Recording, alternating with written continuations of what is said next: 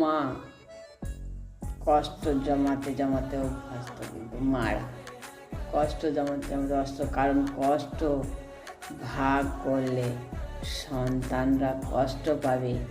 এই জমে থাকা কষ্টই সবচেয়ে ভয়ঙ্কর। কারণ তখন তিনি সাহায্য চান না, কারো সাহায্য চান না, চুপ করে সব সহ্য করেন। এই সহ্য করা নামেই তিনি ধীরে ধীরে হারিয়ে যান। মায়ের কষ্ট হালকা করা এটাই সন্তানের কিন্তু কাজ। মারা যখন দুঃখ কষ্ট পায়, তখন সন্তানরা যদি পাশে সাহায্য করে না, তখন মারা অনেক হালকা হয়ে যায়। মা যখন রাগ করতেন, মায়ের রাগ ও ভালোবাসায় ভরা, মায়ের রাগও কিন্তু ভালোবাসায় ভরা থাকে। কিছুক্ষণ পরই নিজের সে রাগ ভুলে যেত।